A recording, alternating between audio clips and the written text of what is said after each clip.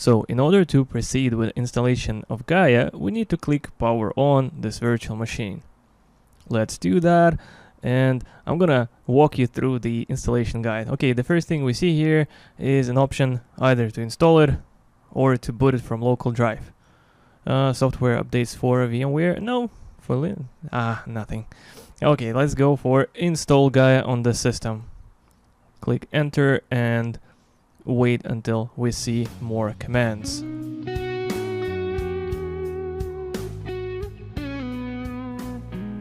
Alright, the first thing they ask us if we wish to proceed with installation, and we're gonna click OK. Then choose a keyboard language, a keyboard type. Honestly, just choose your keyboard for whatever region it applies. I'm gonna click US. Okay, so over here it's really important to understand is how we decide how much of space goes to each partition in the system. The first thing I recommend is you increase the system root. You give it a bit more space. Let's try 9. And remember, if you are doing that, if you're installing it for the management server, give it more logs, because once you run out from logs, you're gonna have a lot of pesky error messages, warnings saying, hey, you don't have enough logs. Okay, so it doesn't really matter for that lab, so I'm gonna leave it like this and then click OK. The password, you can choose your own password. I'm gonna give a default password, VPN 123.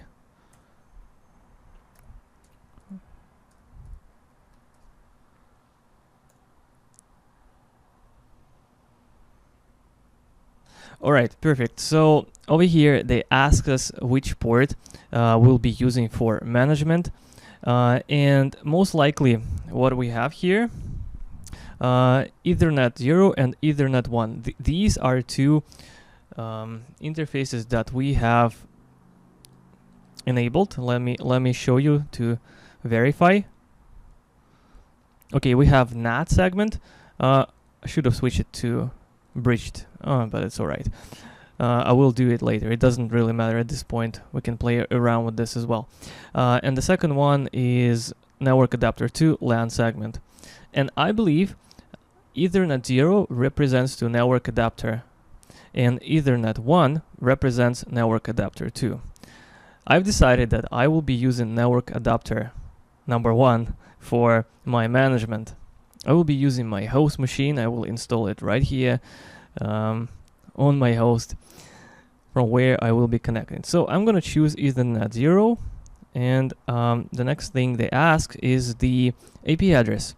So it has to be the same subnet, so my host machine is accessible, so they can interconnect each other. I'm not sure about the address. I'm pretty sure this is the subnet. It's most common subnet. Okay, so let's go in a command line and type in ipconfig to verify what address is given to my home laptop. Let's verify.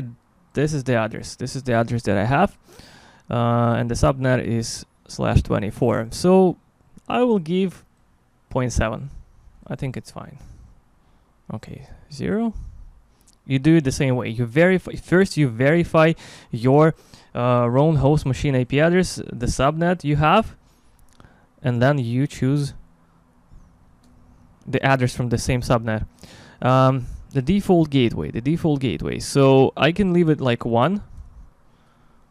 And if I do so, basically the default gateway for my management interface will be my home router. Actually, I can try and choose my host machine as a default gateway. It will work just fine. So I can put 192.168.1.1 over here, or I can put this address. So basically what will happen once the packet try to go to the internet or somewhere else, it will connect to the virtual interface, which host actually knows about. That's the thing. Okay, but I'm gonna leave 1. They will be able to see each other anyway. Yeah, just click OK, next. and let's wait until it finishes. Then it gets to the stage where it has to be rebooted. And okay, let's wait and enjoy some good music.